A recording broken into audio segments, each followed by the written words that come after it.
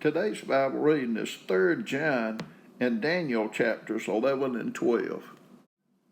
3 John, the elder, to my dear friend Gaius, whom I love in the truth. Dear friend, I pray that you may enjoy good health and that all may go well with you, even as your soul is getting along well. It gave me great joy when some believers came and testified about your faithfulness to the truth, telling how you continue to walk in it. I have no greater joy than to hear that my children are walking in the truth. Dear friend, you are faithful in what you are doing for the brothers and sisters. Even though they are strangers to you, they have told the church about your love. Please send them on their way in a manner that honors God. It was for the sake of the name that they went out, receiving no help from the pagans. We ought therefore to show hospitality to such people so that we may work together for the truth. I wrote to the church, but Diotrephes, who loves to be first, will not welcome us. So when I come, I will call attention to what he is doing, spreading malicious nonsense about us. Not satisfied with that, he even refuses to welcome other believers. He also stops those who want to do so and puts them out of the church. Dear friend, do not imitate what is evil, but what is good.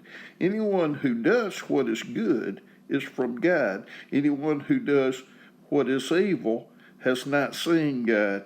Demetrius is well spoken of by everyone, and even by the truth itself. We also speak well of him, and you know that our testimony is true. I have much to write you, but I do not want to do so with pen and ink. I hope to see you soon, and we will talk face to face. Peace to you. The friends here send their greetings. Greet the friends there by name. Daniel chapter 11. And in the first year of Darius the Mede, I took my stand to support and protect him. Now then, I tell you the truth. 3 more kings will arise in Persia, and then a 4th, who will be far richer than all the others. When he has gained power by his wealth, he will stir up everyone against the kingdom of Greece. Then a mighty king will arise, who will rule with great power and do as he pleases. After he has arisen, his empire will be broken up and parceled out toward the 4 winds of heaven.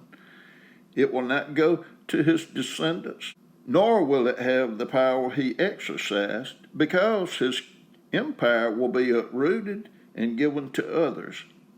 The king of the south will become strong, but one of his commanders will become even stronger than he, and will rule his own kingdom with great power. After some years, they will become allies. The daughter of the king of the south will go to the king of the north to make an alliance. But she will not retain her power, and he and his power will not last. In those days, she will be betrayed, together with her royal escort and her father and the one who supported her. One from her family line will arise to take her place. He will attack the forces of the king of the north and enter his fortress. He will fight against them and be victorious. He will also seize their gods, their metal images, and their valuable articles of silver and gold, and carry them off to Egypt.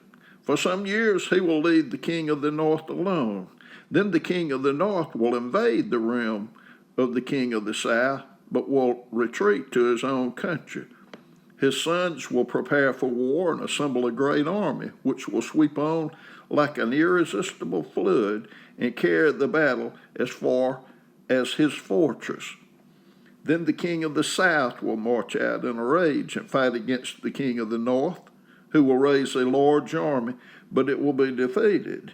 When the army is carried off, the king of the south will be filled with pride and will slaughter many thousands.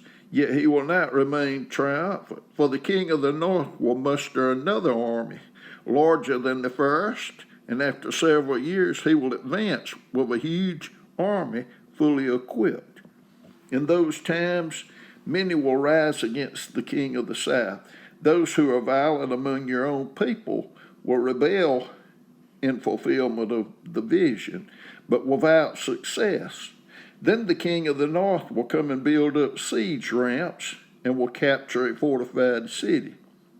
The forces of the south will be powerless to resist. Even their best troops will not have the strength to stand. The invader will do as he pleases. No one will be able to stand against him. He will establish himself in the beautiful land and will have the power to destroy it. He will determine to come with the might of his entire kingdom and make an alliance with the king of the south, and he will give him a daughter in marriage in order to overthrow the kingdom. But his plans will not succeed or help him. Then he will turn his attention to the coastlands and will take many of them. But a commander will put an end to his insolence and will turn his insolence back on him. After this, he will turn back toward the fortress of his own country, but will stumble and fall to be seen no more. His successor will send out a tax collector to maintain the royal splendor.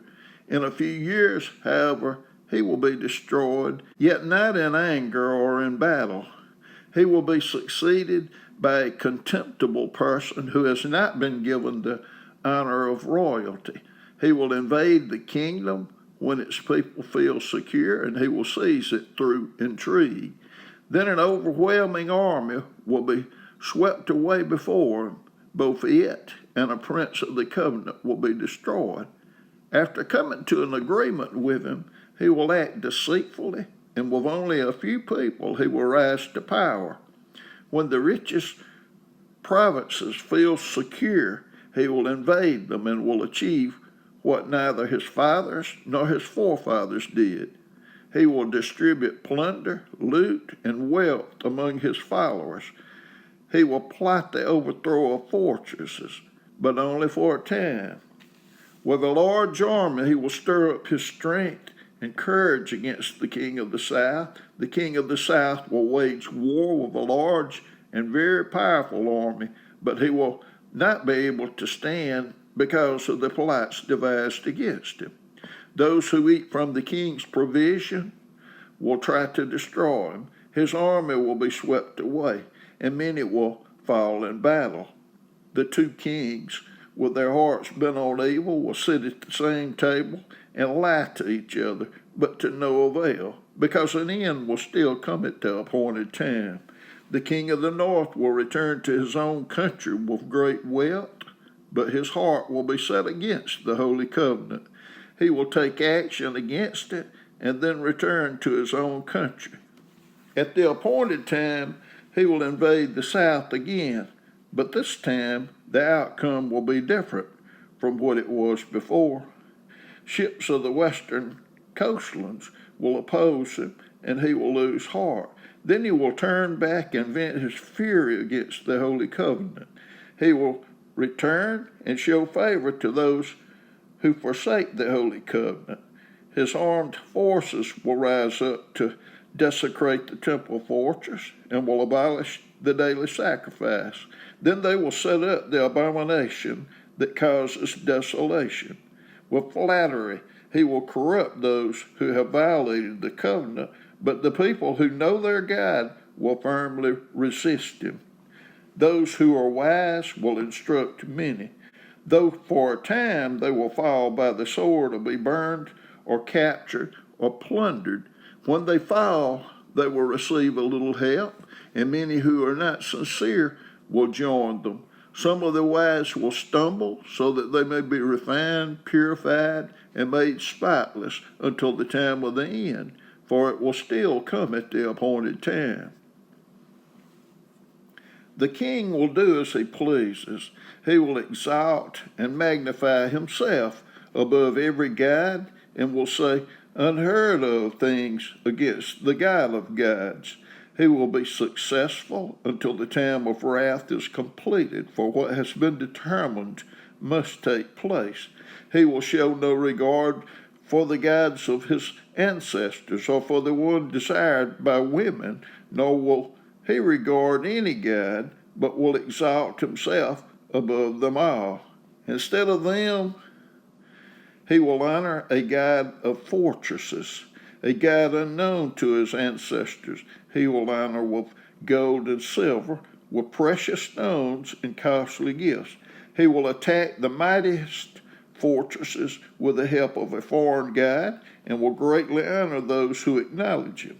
He will make them rulers over many people and distribute the land at a price. At the time of the end, the king of the south will engage him in battle, and the king of the north will storm out against him with chariots and cavalry and a great fleet of ships. He will invade many countries and sweep through them like a flood. He will also invade the beautiful land. Many countries will fall, but Elam, Moab, and the leaders of Ammon will be delivered from his hand. He will extend his power over many countries. Egypt will not escape. He will gain control of the treasures of gold and silver and all the riches of Egypt, with the Libyans and Cushites in submission. But reports from the east and the north will alarm him, and he will set out in a great race to destroy and annihilate many. He will pitch his royal tents between the seas at the beautiful holy mountain, yet he will come to his end, and no one will help him. Daniel chapter 12. At that time, Michael, the great prince who protects your people, will arise. There will be a time of distress such as has not happened from the beginning of nations until then. But at that time, your people, everyone whose name is found written in the book, will be delivered. Multitudes who sleep in the dust of the earth will awake, some to everlasting life, others to shame and everlasting contempt. Those who are wise will shine like the brightness of the heavens, and those who lead many to righteousness like the stars forever and ever. But you, Daniel, roll up and seal the words of the scroll until the time of the end. Many will go here and there to increase knowledge. Then I, Daniel, looked, and there before me stood two others, one on this bank of the river and one on the opposite bank. One of them said to the man clothed in linen, who was above the waters of the river, "How long will it be before these astonishing things are fulfilled?" The man clothed in linen, who was above the waters of the river, lifted his right hand and his left hand toward heaven, and I heard him swear by him who lives forever, saying, "It will be for a time, times, and half a time, when the power of the holy people has been finally broken, all these things will be completed." I heard, but I did not understand, so I asked, "My Lord, what will the outcome of all this be?" He replied, "Go your way, Daniel, because the words are rolled up and sealed until the time of the end. Many will be purified, made spotless and refined, but the wicked will continue to be wicked. None of the wicked will understand, but those who are wise will understand. From the time that the daily sacrifice is abolished and the abomination that causes desolation is set up, there will be 1,290 days. Blessed is the one who waits for and reaches the end of the 1,335 days. As for you, go your way till the end. You will rest, and then at the end of the days, you will rise to receive your allotted inheritance."